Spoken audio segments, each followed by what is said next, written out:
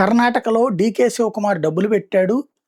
సిద్ధరామయ్య ప్రచారం చేశాడు. ఇద్దరు కలిసి ప్రచారం చేస్తే గెలిచారు. మరి కాంగ్రెస్ పార్టీ దాన్ని చెడగొట్టుకుంటుందా చూడాలి. ఎందుకంటే డీకే సిద్ధరామయ్య కొడుకు యతీంద్ర నిన్న మా నాన్నే శాశ్వతంగా 5 ఏళ్ళు సీఎంగా ఉండేది అని తేల్చి చెప్పాడు. చెప్తే దానికి డీకే శివకుమార్ని మీ వివరణ ఏంటని చెప్పి మీడియా అడిగితే అవును ఆయనే మా అధిష్టానం కదా అని వెటకారంగా అన్నాడు. దాంతోపాటు ఇప్పుడు డీకే శివకుమార్ అనుకూల వర్గం రోడ్డెక్కింది. మాకు ముందుగా ఇచ్చినటువంటి మాట నిలబెట్టుకోవాలి, లేక ఆయన కోసం ప్రాణాలైనా అర్పిస్తాం లాంటి.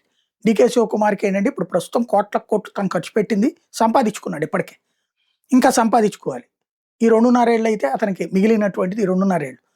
మరి పార్టీ నుంచి బయటకు వచ్చి బీజేపీలోకి పోదామంటే బీజేపీ ఏమి ఇతన్ని సీఎం చేయడానికి సిద్ధంగా లేదు. వాళ్ళకి ఆల్రెడీ బొమ్మాయి ఉన్నాడు. అటు పెట్టుకోవాల్సినటువంటి ఉద్దేశం లేదు. దాంతో ఆగుతోంది. లేకపోతే కనుక చీల్చేసి ఇప్పటికే బీజేపీ గవర్నమెంట్ వచ్చేస్తుంది అక్కడ. లేకపోతే గనక ఇక నెక్స్ట్ ఎలక్షన్స్ టైంకి ఈళ్ళు కొట్టుకుని ప్రభుత్వాన్ని పార్టీని దెబ్బతీసుకునేట్టున్నారు.